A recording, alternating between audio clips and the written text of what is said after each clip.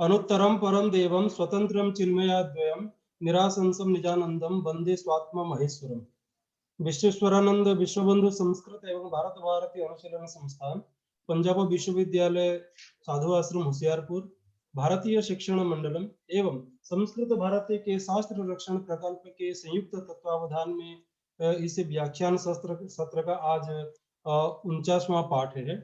इस पाठ में हम अपने गुरुवर प्रोफेसर कृष्णकांत शर्मा जी का अभिनंदन करते हैं, स्वागत करते हैं तथा इसमें समस्त प्रतिभागियों का भी हम अभिनंदन करते हैं, स्वागत करते हैं। वस्तुतः आज कुछ मेरे संगणक यंत्र में कुछ खराबी है, इसी वजह से आज स्क्रीन से थोड़ा सा असंभव लगता है। मैं कोशिश करता हूँ कि बीच में हो जाए तो मैं हो जाएगा। तो मैं गुरुजी से भी निवेदन करता हूँ कि वो आज का पाठ प्रारंभ करें।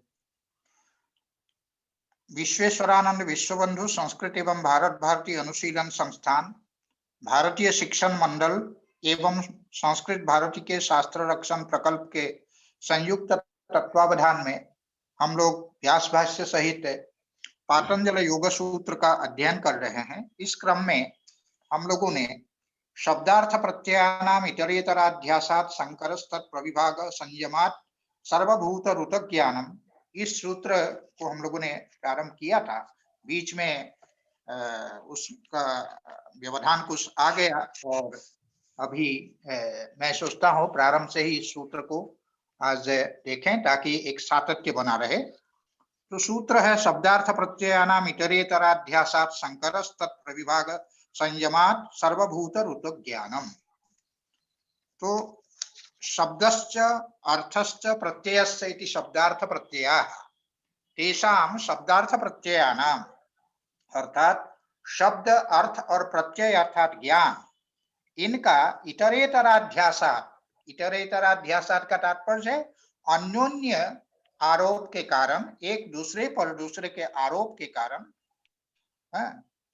संकरः अर्थात संकरः भवति, इनमें परस्पर मिश्रण हो जाता है, अविविक्तता हो जाती है, संकीर्णता हो जाती है। ये वस्तुतः स्थिति क्या है? वस्तुतः शब्द अलग है, अर्थ अलग है और ज्ञान अलग है। जैसे उदाहरण के लिए गकार औकार और विसर्ग, गौहु हम जब कहते हैं उसमें गकार औकार और विसर्ग, ये इससे बना हुआ जो शब्द है, जो श्रोत्रेंद्रिय ग्राह्य है, वो शब्द है, उसको हम शब्द कहते हैं। और खुर ककुद खुर विशान शासना लांगुल आदि से युक्त एक जो पशु विशेष है, उस पशु विशेष जिसको हम गाय कहते हैं, चौपाया जो गाय है, उसको हम क्या कहते हैं? उस वो है अर्थ, उस गौ का अर्थ है। और उस पशु विशेष के आकार में आकारित जो हमारी चित्तवृत्ति है, उसको हम प्रत्यय या ज्ञान कहते हैं। तो ये तीनों चीजें अलग अलग है, शब्द अलग है, अर्थ अलग है और प्रत्यय अलग है। लेकिन कहते समय हम क्या कहते हैं? गौरिति शब्द, गौरिति अर्थ, गौरिति ज्ञानम। गौ यही जो है शब्द का भी स्वरूप है, यही जो है अर्थ का भी स्वरूप है, यही ज्ञान का भी स्वरूप है।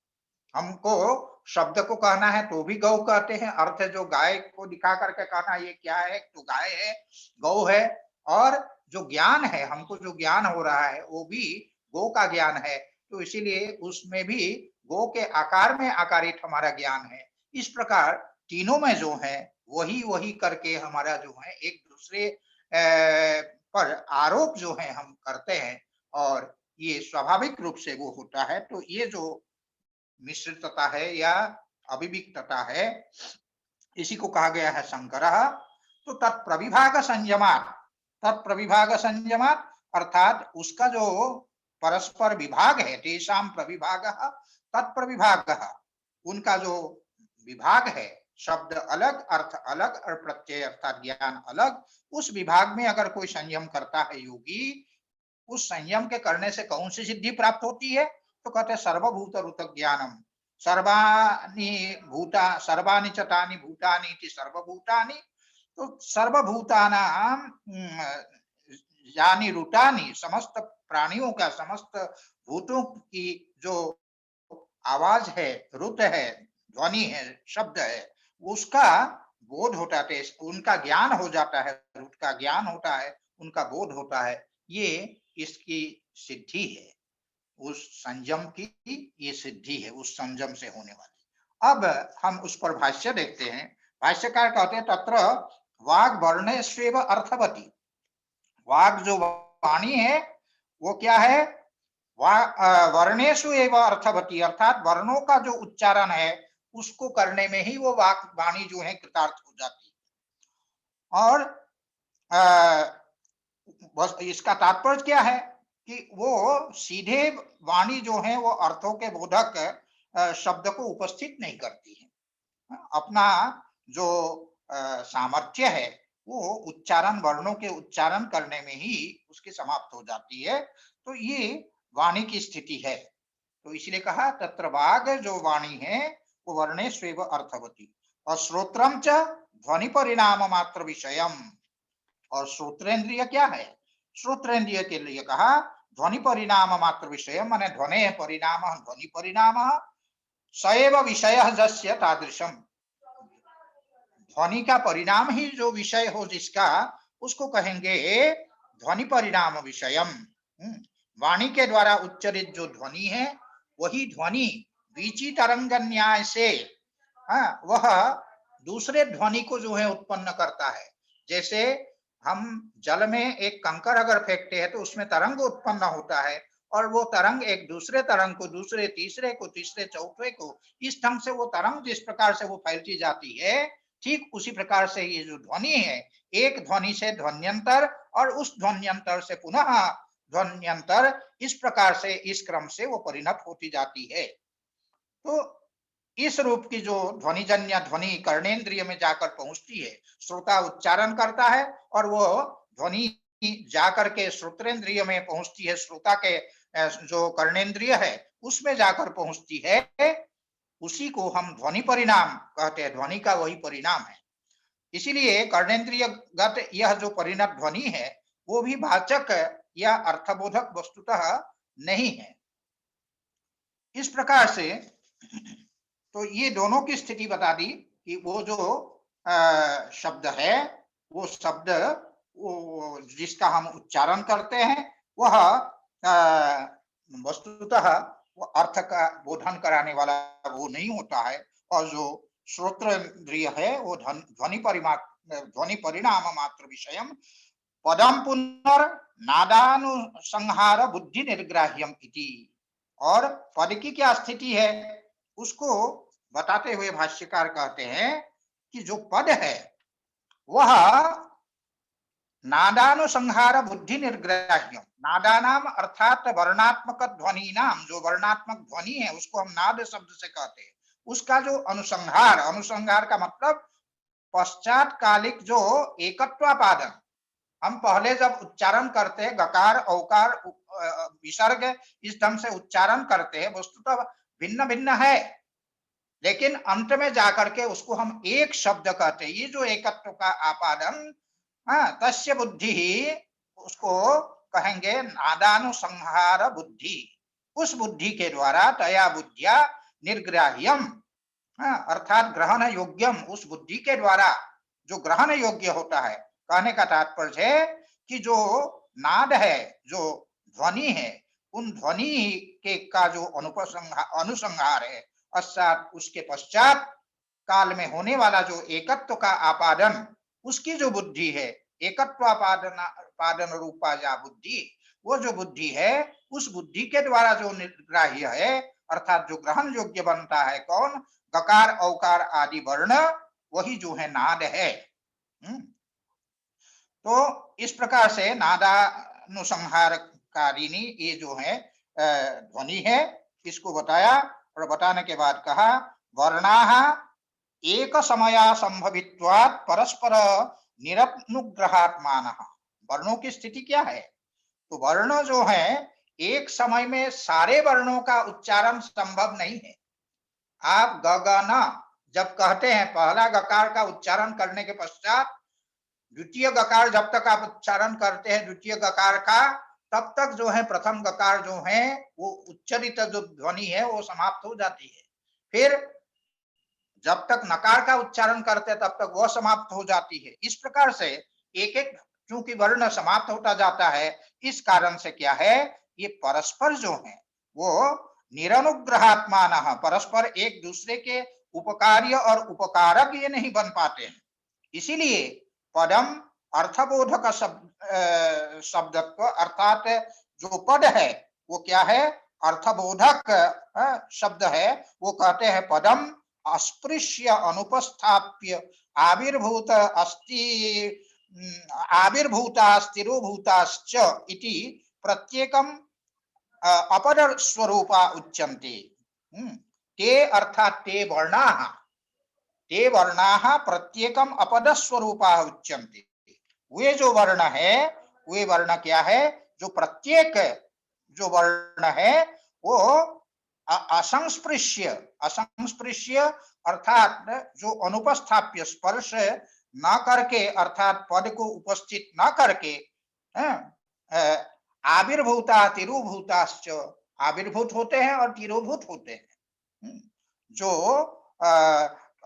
अर्थबोधक जो शब्द है उसका स्पर्श किए बिना, अर्थबोधक शब्द का स्पर्श किए बिना ये वर्ण क्या होता है, आविर्भूत होते हैं और तिरोभूत होते हैं, उत्पन्न और विनष्ट होते हैं। तो तात्पर्य यही हुआ कि अर्थबोध कराने में ये वर्ण सक्षम नहीं है, इसलिए जो वाचक शब्द या पद इनको हम नहीं कह सकते हैं। अब वर्णः पुनः एकैकः पदात्मा, आगे कहते हैं वर्णः पुनर्एकैकः पदात्मा सर्वाभिधान शक्ति प्रचितः सहकारी वर्णांतर प्रतियोगित्वाद वैश्वरूप्यम इव आपन्नः। अब कहते वर्णः पुनः एकैकः पदात्मा, जो वर्ण है वो वर्ण के लिए कहते एकैकः पदात्मा। एकैकः पदात्मा का तात्पर्य क्या है कि फिर एक एक जो वर्ण है, एकश्च एकश्च इति एकैकः, अर्थात पदात्मक या पदरूप भी ये होते हैं वर्ण, एक एक वर्ण भी पदात्मक होते हैं। वर्ण पुनः एकैकः पदात्मा, पदम आत्मा अर्थात स्वरूपम जस्य असौ पदात्मा, वो पदस्वरूप होता है, एक एक वर्ण भी जो है पदस्वरूप होता है। एकैकः पदात्मा और सर्वाभिधान शक्ति प्रचितः, समस्त जो अभिधेय है उस अभिधेय को बताने में, उसको अभिधान करने में, उसको बतलाने में शक्ति प्रचितः, उस अर्थ बोध कराने की सभी शक्तियों से युक्त होता है। ये सहकारी वर्णांतर प्रतियोगित्वा, आगे कहते हैं जो सहकारी वर्णांतर है अर्थात दूसरे जो वर्ण है उनके प्रतियोगी होने के कारण, अर्थात अपने सहयोगी अन्य वर्णों के साथ संबद्ध होने के कारण ये वर्ण जो है ये सर्वाभिधान शक्ति प्रचित, समस्त अर्थों को बतलाने में वो उस शक्ति से संपन्न ये वर्ण होते हैं। जैसे उदाहरण के लिए हम बताएं कि जैसे ग जो वर्ण है, एक ही गकार जो है वो गौ में भी है, और गौरम जैसे हम कहें कि यह गोरा है, उसके लिए हम क्या कहेंगे, इदम गौरम। और नगह, नगह में भी है, नगच्छति इति नगह पर्वतः, पर्वत के लिए नगह है, उसमें भी गकार है। गकार गौ में भी है, गकार जो है गौर पद में भी है, गकार जो है वो नगह में भी है, गगन में भी है। इस प्रकार ये समस्त पदों में जो है वो गकार है। तो ये सब जो है क्या है, गकार के बाद जैसे औकार और विसर्ग ये इसके सहकारी है। उसी प्रकार जब हम गौरम कहते हैं, औकार रेफ मकार ये जो है उसके सहकारी वर्ण है। उसी प्रकार नगह कहते हैं तो ग के पूर्व जो नकार है वो नकार उसके अकार है, ये उसके सहकारी भूत जो है वर्ण है। इस प्रकार से ये जो वर्ण है वैश्वरूप्यम इव आपन्न, वैश्वरूप्यम इव आपन्न का तात्पर्य है अनेक रूपता से प्राप्त किए हुए हैं, अर्थात नानात्व को प्राप्त किए हुए से है। और आगे कहते हैं पूर्वश्च उत्तरेण उत्तरश्च पूर्वेण विशेषे अवस्थापितः इति। तो कहते हैं पूर्वश्च उत्तरेण, जो पूर्व वर्ण है, पहले स्थित जो वर्ण है वो उत्तरेण अर्थात परवर्ती जो वर्ण है उस वर्ण को, और पूर्वश्च जो पूर्व में स्थित जो वर्ण है वो उत्तरेण अर्थात जो परवर्ती वर्ण है उसके द्वारा उत्तरश्च पूर्वेण विशेषे अवस्थापितः।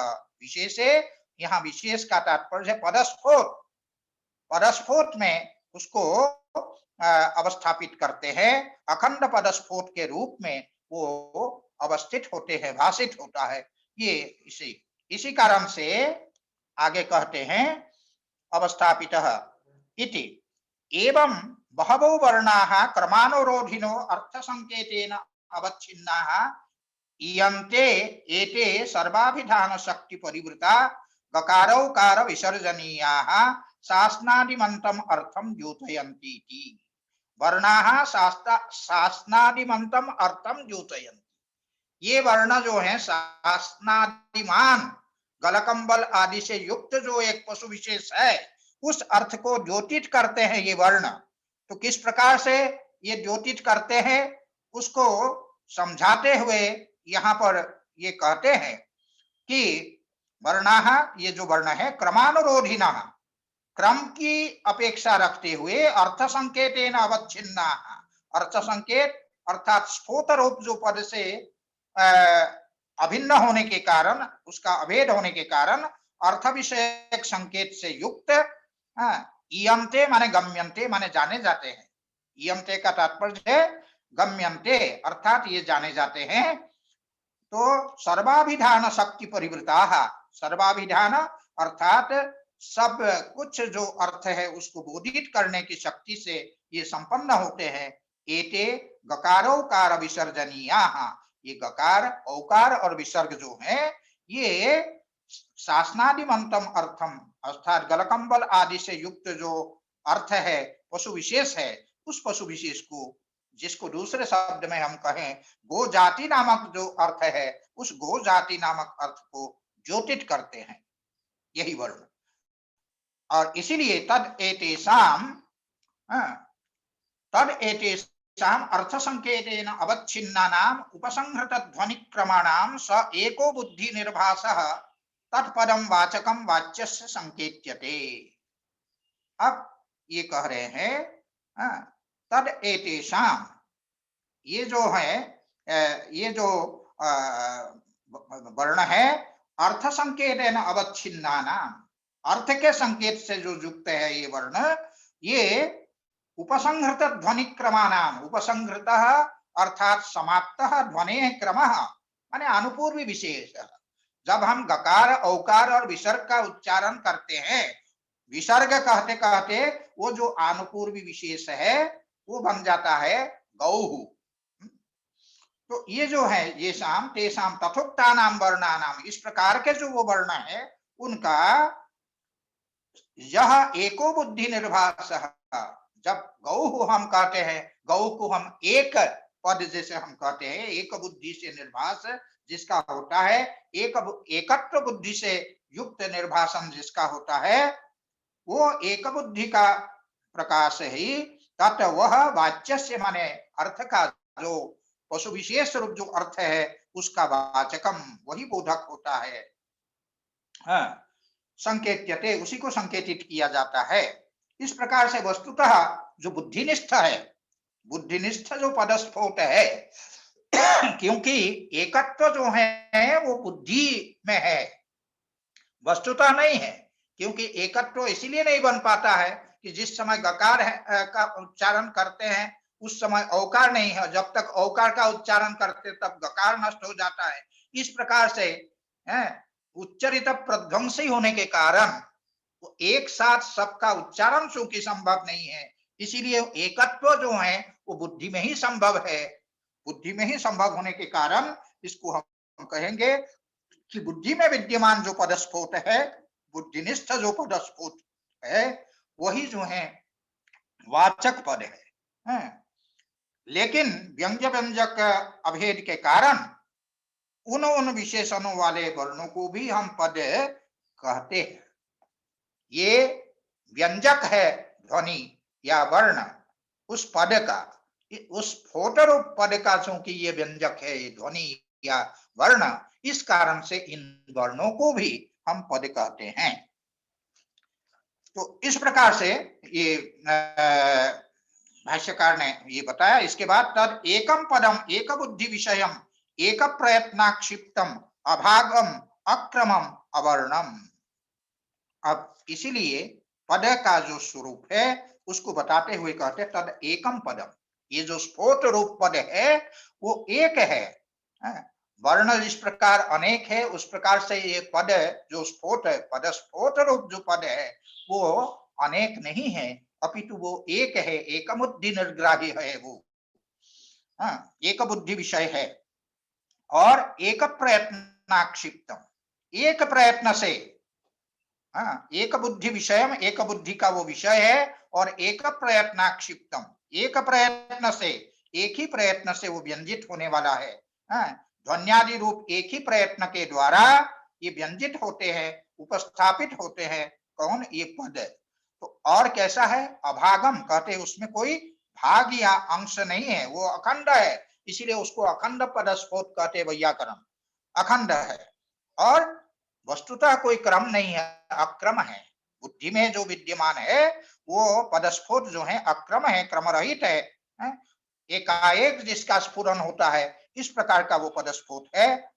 अवर्णम माने वर्णों से वो भिन्न नहीं, अवर्णम का तात्पर्य है वर्ण नहीं है, ये अर्थ नहीं है, अपितु वर्ण से अभिन्न है, वर्णों से वो भिन्न नहीं है। और कहाँ रहने वाला है? कहते बौद्धम, बुद्धि में वो विद्यमान, बुद्धिनिष्ठ है, वो बुद्धिगत है, इस प्रकार से। और अंत्यवर्ण प्रत्यय व्यापारोपस्थापितम, जो अंतिम वर्ण है, अंत्यवर्ण प्रत्यय व्यापारोपस्थापितम, जो बुद्धि में विद्यमान यह पद है। और कैसा है? जो अंतिम वर्ण है, अंतिम वर्ण के ज्ञान रूप व्यापार के द्वारा व्यंजित होने वाला या अभिव्यक्त होने वाला यह है। परत्र प्रतिपिपादयिषया, अर्थात अन्य व्यक्तियों में अपना जो बोध है उस बोध को प्रतिपादित करने के लिए, उस बोध को पहुंचाने के लिए, संप्रेषित करने के लिए, अभिधीयमान ही, अर्थात जो उच्चारित किए गए जो शब्द है वो श्रोत्र भी श्रूयमान वर्ण ही, श्रोताओं के द्वारा जो सुनने योग्य होते हैं, जो सुनाई पड़ते हैं, ऐसे वर्णों के द्वारा अनादि वाग व्यवहार वासना अनुविद्या लोक बुद्धिया, अर्थात अनादिकाल से जो एक परस्पर व्यवहार जो हम करते, वाग व्यवहार उसको हम कहते हैं, वाणी का व्यवहार जो कहते हैं, वाणी का प्रयोग और सुनना, ये दोनों की जो वासना है उससे अनुप्राणित लोगों की बुद्धि के द्वारा सिद्धवत, अर्थात नित्यवत, सिद्ध का तात्पर्य है नित्यवत, स्थित अर्थात विद्यमान ये होते हैं।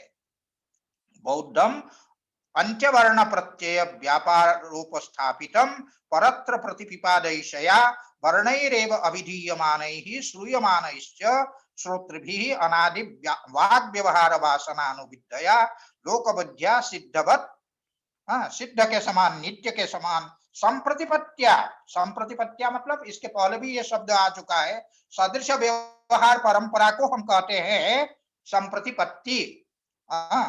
सदृश व्यवहार की जो परंपरा है उसके कारण प्रतीयते माने अनुभूत होता है, संप्रतिपत्ति के कारण, अर्थात सदृश व्यवहार परंपरा के कारण वो हमको प्रतीत होते हैं। तस्य संकेत बुद्धितः प्रविभागः, उसका जो प्रविभाग है वो कैसे होगा? वो कहते हैं तस्य संकेत बुद्धितः, तस्य माने उस पद समूह के जो प्रविभाग है, माने अलग अलग उसको जो करना है, भिन्न भिन्न जो विभाजन उसका करना है, वो संकेत बुद्धितः, संकेत ज्ञान, बुद्धि का तात्पर्य ज्ञान, संकेत ज्ञान अर्थात संकेत ग्रह के द्वारा वो होता है। वो किस प्रकार से होता है? एतावताम एवं जातीयक अनुपसंहार एतस्य अर्थस्य वाचकः इति, जैसे गकार औकार और विसर्ग इतने जो वर्ण है इतने वर्णों के द्वारा व्यंजित, जिसका एकत्वेन व्यंजित हो रहा है, ऐसा जो बुद्धिनिष्ठ होत है वो एतस्य अर्थस्य वाचकः, इस अर्थ का वो वाचक है। जैसे गकार, औकार और विसर्ग एक पशु विशेष का वाचक है। गगना इस प्रकार का जो वो एक प्रकार का जो अनुपसंहार है, ये जो है आकाश का वो वाचक है। इसी प्रकार गौरम कहते हैं तो एक गोरेपन का वो वाचक होता है। इस प्रकार से तत्त अर्थों के ये वाचक बनता है। अब ये बताने के लिए कि संकेत क्या है, उसको बताने के लिए भाष्यकार कहते हैं संकेतस्तु पद पदार्थयोर इतरेतराध्यास रूपः स्मृत्यात्मकः योयम शब्द सोयम अर्थ योर्थ स शब्द इति।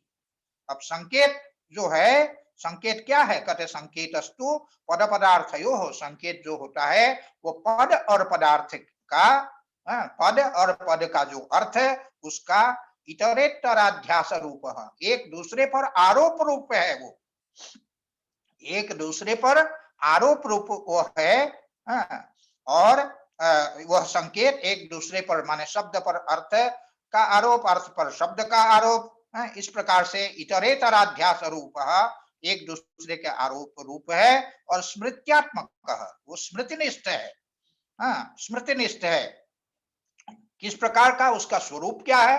कहते जोयम शब्द सोयम अर्थ, जो यह गौ, यह शब्द है वही जो है गौ जो है वो अर्थ है, अर्थात गोत्र जाति रूप अर्थ है। इस प्रकार से ये संकेत होता है, संकेत का ये स्वरूप है। उसी प्रकार जोर था, जो अर्थ है वही जो है स शब्द, वही यह गौ शब्द है। इस प्रकार से शब्द और अर्थ के बीच में परस्पर अन्योन्य क्या होता है? आरोप होता है। यही आरोप वो संकेत है। ये संकेत के लिए यही कहा इतरेतराध्यास रूप संकेत। संकेत इतरेतराध्यास रूप है, एक दूसरे का पारस्परिक आरोप रूप है और संकेत होता है ऐसा।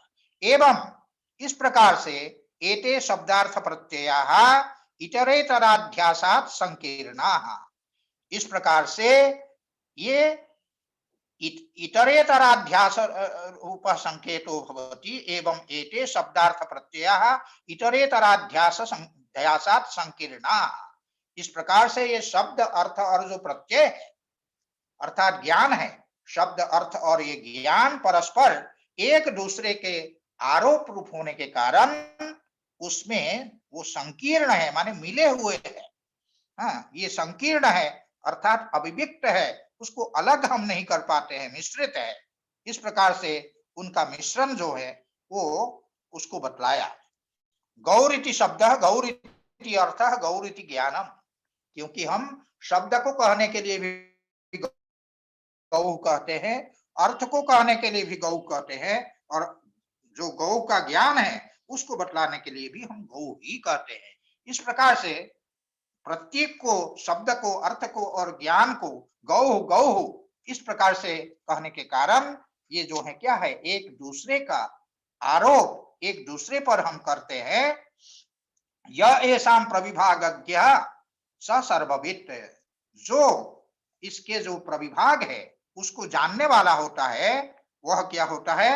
वह सर्ववित्, सर्ववित् का तात्पर्य है समस्त अर्थों को, समस्त प्राणियों के जो शब्द है उन शब्दों के अर्थ को जानने वाला होता है। यह अर्थात यह साधक येषाम् अर्थात शब्दार्थ ज्ञानानाम, शब्द और अर्थ और ज्ञान इनका प्रविभागज्ञ अर्थात प्रविभाग को जानने वाला, ये परस्पर विभक्त है, इस बात को जो जानने वाला है, उस प्रविभाग में जो संयम करते हैं जो साधक, उस संयम के द्वारा सह सर्ववित्, वो समस्त जो भूत है, समस्त जो प्राणी है, उनके जो रूत है, उनके जो शब्द है, उसको जानने वाला वो होता है, अर्थात उनको उनका सबका अर्थबोध होता है। लेकिन जो अभिप्रेत जो अर्थ है उसका बोध होने के लिए वाक्यगत सभी शब्दों की अपेक्षा तो होती है। इसीलिए वाक्यार्थ ही मुख्य रूप से अभिप्रेत अर्थ होता है। फलतः सभी शब्द वाक्यार्थ परक होते हैं। हाँ, इसलिए वाक्यार्थ ही शब्दों का वास्तविक अर्थ है। इसको बताने के लिए, वास्तविकता जो है उसको बतलाने के लिए आगे जो है वो भाष्यकार कहते हैं कि सर्वपदेषु च अस्ति वाक्य शक्ति। समस्त पदों में वाक्य की शक्ति रहती है। समस्त पदों में वाक्य की शक्ति अर्थात क्रिया और कारकों के संबंध बोधक पदों का प्रयोग रूप जो वाक्य है, उसकी शक्ति समस्त पदों में जो है वो रहती है। इसीलिए कहा कि सर्वपदेषु च अस्ति वाक्य शक्ति। तो वाक्य जो है वो उसका लक्षण व्याकरण में एक तिंग वाक्यम ये भी कहा गया है, जिसमें एक तिंग विद्यमान हो उसको हम वाक्य कहते हैं, क्योंकि एक तिङंत पद के द्वारा वो वाक्य जो है संपन्न होता है। वो कैसे होता है उसको आगे यहाँ पर बताते हैं कि वृक्षः, जैसे किसी ने केवल वृक्षः कहा, उसमें कोई क्रियापद तो है नहीं, तो एक जो वृक्ष पद है वो कैसे वाक्य होगा? तो कहते हैं आप अस्ति कहिए चाहे न कहिए, लेकिन अस्ति का जो है अध्याहार हो ही जाएगा। वृक्षः इत्युक्ते अस्ति इति गम्यते। वृक्षः कहने से वृक्षः अस्ति, ये जो सत्ता है उस सत्ता का बोध तो होता ही है। क्यों सत्ता का बोध होता है? कहते न सत्ताम पदार्थो व्यभिचरति। कोई भी पदार्थ सत्ता का व्यभिचार किसी भी पदार्थ में हो नहीं सकता है। तो पदार्थ जो होता है वो अपने होने का अपलाप कभी नहीं कर सकता है। वह पदार्थ है, इस में किसी प्रकार का अपलाप चूंकि नहीं किया जा सकता है, इसीलिए भाष्यकार ने कहा न पदार्थ सत्ताम व्यभिचरति। पदार्थ सत्ताम न व्यभिचरति। जो पदार्थ होता है वो अपनी सत्ता, अपने होने का अपलाप वो नहीं कर सकता है। चाहे आप कोई और क्रिया कहिए या ना कहिए, लेकिन अस्ति क्रिया का अध्याहार अवश्य हो जाएगा। रामः कहिए, आगे गच्छति पठति कुछ नहीं कहते हैं, तो अस्ति उसकी सत्ता का बोध तो होता ही है। आप चाहे क्रियापद कहिए चाहे न कहिए। इसीलिए कहा न सत्ताम पदार्थो व्यभिचरति तथा नहीं असाधना क्रिया अस्ति। आगे ये कहते हैं असाधना क्रिया न अस्ति। बिना साधन के, असाधना क्रिया का तात्पर्य क्या है? अविद्यमानानि साधनानि अर्थात कारकानि जस्याः सा असाधना। जिसमें क्रिया कारक संबंध न हो, ऐसी जो है अर्थात कारक के साथ संबंध न हो, ऐसे ऐसी कोई क्रिया होती नहीं है। ऐसी असाधना क्रिया, कारक से रहित, साधन से रहित क्रिया नहीं होती है। इसी बात को यही कहते हैं। अब जो असाधना ही न अस्ति, क्रिया असाधना नहीं होती है, कारक विहीन नहीं होती है। उसका उदाहरण देते हुए आगे ये कहते हैं तथा च पचति इत्युक्ते सर्वकारकानाम आक्षेपः। जैसे किसी ने कहा पचति, तो तुरंत प्रश्न उठेंगे। क्या प्रश्न उठेंगे?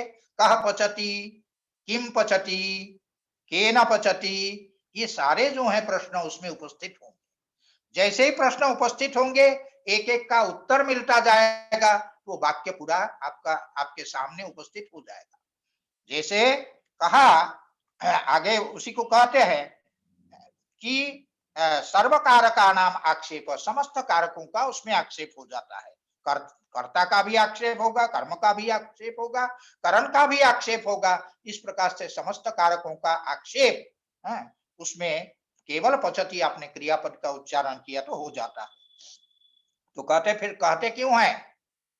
आप चैत्र पचति, चैत्र अग्निना पचति, चैत्र अग्निना तंडुलान पचति। इस प्रकार से चैत्र और अग्निना और तंडुलान, इनको फिर क्यों कहते हैं? आक्षेप से ही अगर काम चल जाता है तो कहते हैं कि वो नियमार्थ अनुवाद। ये जो अनुवाद करते हैं, अर्थात उसके बाद जो हम उनको जो बोलते हैं, कहते हैं, समस्त कारकों का वो नियमार्थ माने नियमन के प्रयोजन से वो होता है। नियमन का तात्पर्य है परिसीमित करना, अन्य से उसको व्यावृत करना। जैसे चैत्र पठति कहेंगे तो न मैत्र, मैत्र नहीं, चैत्र पका रहा है। चैत्र गच्छति कहते हैं तो गमन क्रिया चैत्र कर रहा है, कोई अन्य नहीं। इस प्रकार उस दूसरे से उसको व्यावृत करना।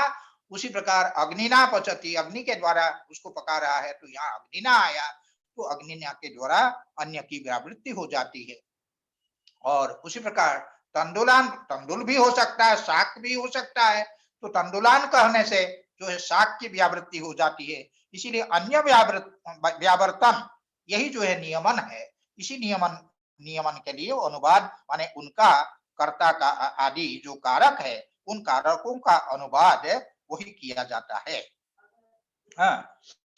नियमार्थो अनुवाद कर्तृकरण कर्मणाम चैत्राग्नि तंडुलानाम।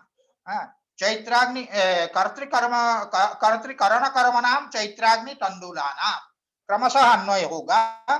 चैत्र जो है वो कर्ता है, अग्नि जो है वो करण है, और तंडुल जो है उसमें कर्म है। इस प्रकार चैत्र, अग्नि और तंडुल जो कर्ता, करण और कर्म है, इन सबों का जो प्रयोग बाद में जो किया जाता है, अनुवाद किया जाता है, वो नियमार्थ, नियमन के लिए, अन्य व्यावृत्ति के लिए। दृष्टम च वाक्यार्थे पद रचनम, तो कहते एक एक वाक्य के लिए पद की भी रचना हम करते हैं। एक एक वाक्य के लिए, जिससे एक संपूर्ण वाक्य का बोध हो जाता है। उदाहरण देते हैं क्या कि श्रोत्रिय छंदोधीते। श्रोत्रिय जब हम कहते हैं, श्रोत्रिय छंदोधीते माने वेदाध्ययन करता है, इस अर्थ में श्रोत्रिय शब्द बनता है। जो वेद का अध्ययन करते हैं वो श्रोत्रिय कहलाते हैं। तो एक जो श्रोत्रिय शब्द है उसके द्वारा छंदोधीते, ये अर्थ भी वेद का अध्ययन करता है, ये अर्थ सामने आ जाता है। अर्थात ये संपूर्ण वाक्य के लिए एक श्रोत्रिय शब्द पर्याप्त है। उसी प्रकार दूसरा जैसे उदाहरण देते हैं, जीवती जैसे हम कहते हैं तो प्राणान धारयति, प्राणान धारयति, इसी अर्थ में एक क्रियापद के द्वारा हम कहते जीवती। जीवती अर्थात प्राणान धारयति। तो इस प्रकार से एक जो क्रियापद है, उस एक क्रियापद के द्वारा उन का सबका जो है वो हो जाता है। यही बताया कि श्रोत्रिय माने वो वाक्य के अर्थ में ये पद की रचना है। तत्र वाक्ये पदार्थाभिव्यक्ति ततः पदम प्रविभज्य व्याकरणीयम क्रियावाचकम वा कारकवाचकम वा। यहाँ ये कहते तत्र माने वहां पर अर्थात जो पद और वाक्य है, उनमें से जो वाक्य है वो वाक्य में पदार्थाभिव्यक्ति, पद के अर्थ की जो अभिव्यक्ति होती है, प्रकाशन होता है, वह अकेले पद में उस अभिप्रेत अर्थ का स्पष्टीकरण तो संभव नहीं है। तो इसीलिए ततः इस कारण से पदम माने पद का प्रविभज्य अर्थात विभाजन या व्युत्पादन करके व्याकरणीयम, उसकी व्याख्या करनी पड़ती है। व्याकरणीयम का तात्पर्य है व्याख्येयम, उसको व्याख्यान का योग्य हम बनाते हैं। अन्यथा अगर ऐसा ना करे, ऐसा अगर व्याकरण ना करे, अर्थात ऐसा व्याख्यान अगर हम ना करें पद का विभाजन करके, तो फिर क्या होगा? कहते भवती अश्व अजापय इत्येवम् आदिषु, जो भवती है जैसे एक पद है, और अश्व जैसे एक पद है, उसमें ये कहते हैं कि अश्व और अजापय है तीसरा पद उदाहरण के लिए दिया। इत्येवम् आदिषु नामाख्यात सारूप्याद अनिर्ज्ञातम कथम क्रियायाम कारके वा व्याक्रियेत इति। देखिए भवती जैसे ये पद बनता है, भवती पद भू धातु से लट लकार में टिप प्रत्यय करके भी भवती बनता है, और भवत शब्द जो है, जैसे हम कहते हैं आप उसके लिए भवत शब्द का प्रयोग करते हैं, स्त्रीलिंग में भवती शब्द का प्रयोग करते हैं। एक बड़ा प्रसिद्ध वाक्य है भवती भिक्षाम देही। कल ही एक उपनयन संस्कार में हम गए थे परसों, तो उसमें ये बार बार जैसे बटू को कहते हैं भवती भिक्षाम देही, तो यहाँ भवती जो है क्या है, वो संबोधन है। भवती का जो है वो संबोधन है भवती, तो इस प्रकार भवती है। और अश्वः, जैसे अश्वत्वम, ऐसा जब हम प्रयोग करते हैं, अश्वः ये क्या है, लुंग लकार मध्यम पुरुष एक वचन का रूप है, स्वस प्राणने धातु है, उसका मध्यम पुरुष है, एक वचन लुंग लकार में क्या रूप बनेगा, अश्वः, माने तुमने सांस लिया, इस अर्थ में ये प्रयोग होता है अश्वः। उसी प्रकार जब अश्व धावती हम कहते हैं, वहां पर क्या होता है, अश्व माने एक घोड़ा, एक पशु विशेष, उस अर्थ में अश्व का, तो वहां तो वो जो है क्या है, वहां क्रिया ना होकर के वो कारक है, अश्व है। भवती भिक्षाम देही में कारक है, लेकिन वृक्षः भवती, तो वहां जो है भवती जो है क्रियापद है। इसी प्रकार भवती है, अश्व है। और अजापय, अजापय का तात्पर्य क्या है, अजापय जो है जप धातु से जब नीच प्रत्यय करेंगे और लम लकार मध्यम पुरुष में उसका प्रयोग करेंगे, उसका रूप बनेगा अजापय, मध्यम पुरुष एक वचन, लम लकार में उसका अजापय बनेगा। और अजायाह पयः अजापयः, अजा अर्थात जो बकरी है उसके दूध के लिए कहेंगे अजापयः। इस प्रकार से यहाँ जो है क्या है, यही जो है कहाँ वो क्रिया है, आख्यात है, और कहाँ जो है वो कारक है। इस प्रकार से ये करना कठिन हो जाएगा, तो इस कारण से ये व्याकरण जो है वो अपेक्षित है। तत्र यहाँ बताया कि हाँ,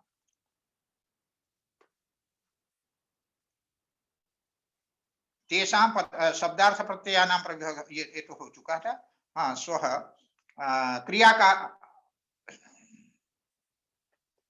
हाँ,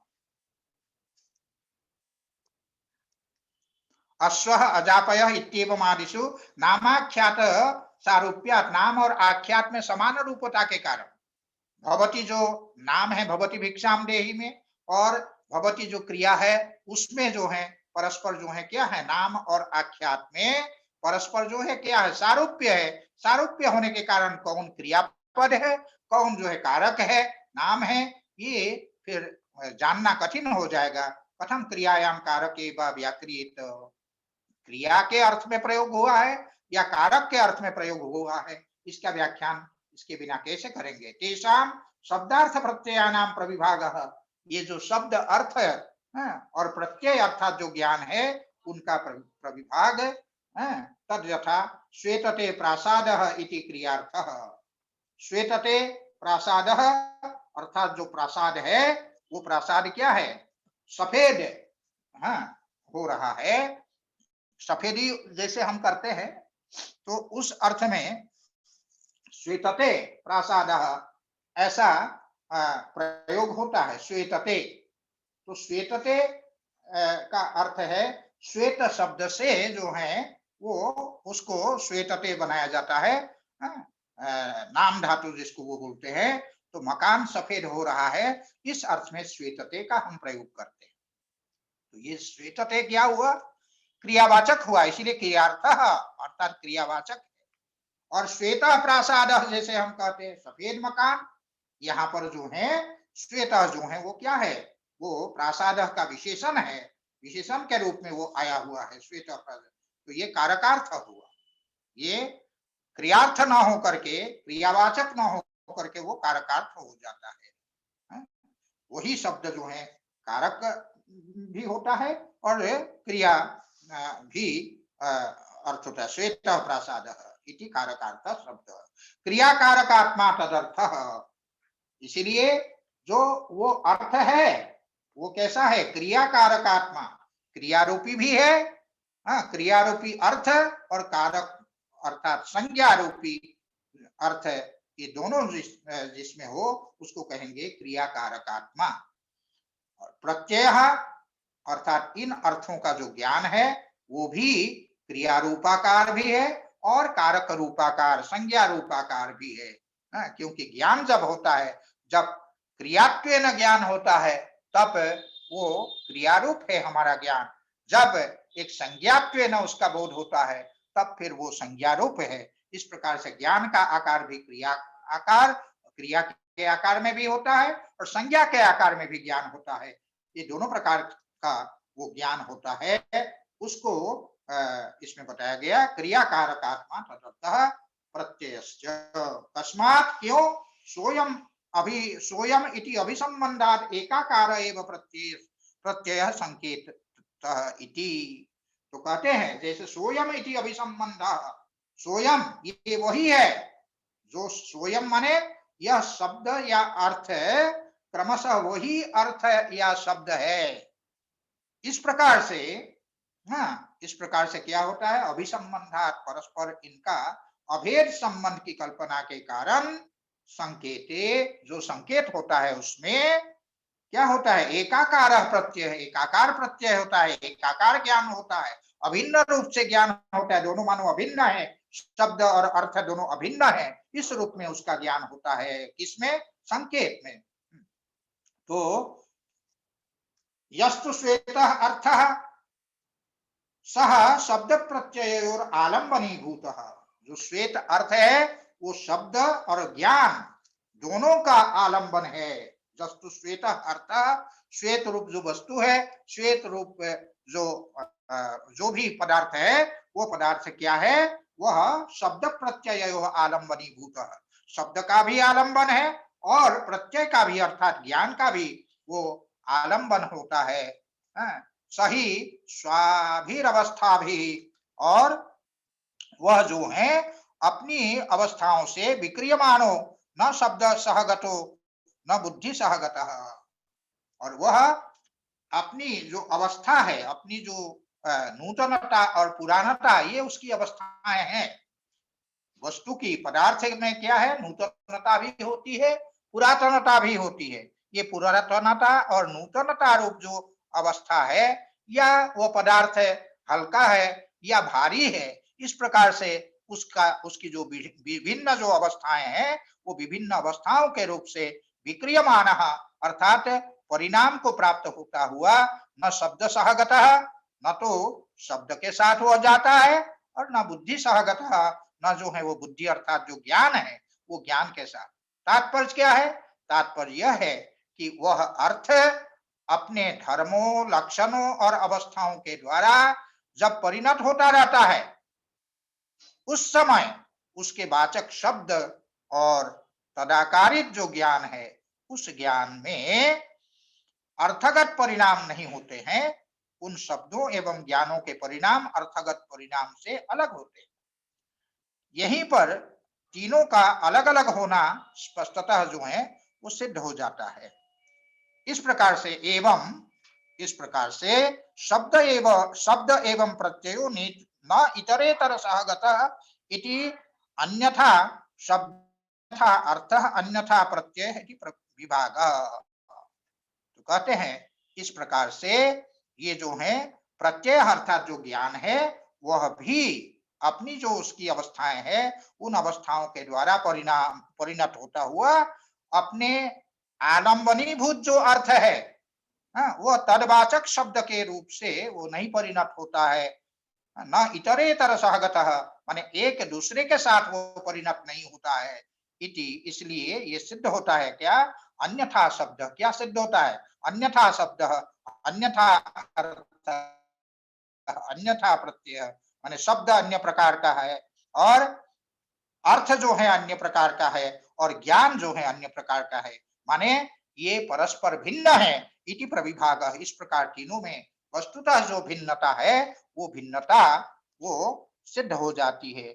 एवं तत्प्रविभाग संयमात् योगिनः सर्वभूत ज्ञानम संपद्यते। इस प्रकार से इन शब्द अर्थ और प्रत्यय अर्थात ज्ञान का जो प्रविभाग है, वस्तुतः जो उनमें भेद है उन भेद में उससे संयम जब कोई करता है, उस प्रविभाग में जब कोई संयम करता है, उस योगी को सर्वभूत रूत ज्ञानम, समस्त प्राणियों का जो रूट है, प्राणियों का जो शब्द है, प्राणियों की जो बोली है, उसका अर्थ उनको समझ में आने लगता है। चाहे वो कौवा बोले, चाहे कोयल बोले, चाहे कोई पशु बोले, कोई क्या बोल रहा है, उसका बोध हम लोगों को तो नहीं होता है, लेकिन उससे में संयम करने वाले जो योगी है, उस संयम से उनको इस प्रकार की सिद्धि प्राप्त होती है। ये इसका फल है। इस प्रकार ये सूत्र का यहाँ समापन होता है। तो आज के लिए पाठ यहीं रखते हैं और अगला सूत्र जो है हम लोग परसों पढ़ेंगे। जी गुरुजी। गुरुजी अभी तक मेरा कंप्यूटर लैपटॉप ठीक ही नहीं हुआ। कोई बात नहीं, कोई बात नहीं, जी गुरुजी। पाठ तो हो ही गया। जी जी जी जी। हाँ ठीक। गुरुजी कोई आया है क्या? अच्छा ठीक है। ठीक है गुरुजी, फिर गुरुवार वही 11 बजे। हाँ हाँ ठीक है। जी गुरु। जी 11 गुरुजी, प्रणाम गुरुजी। ठीक है। प्रणाम प्रणाम।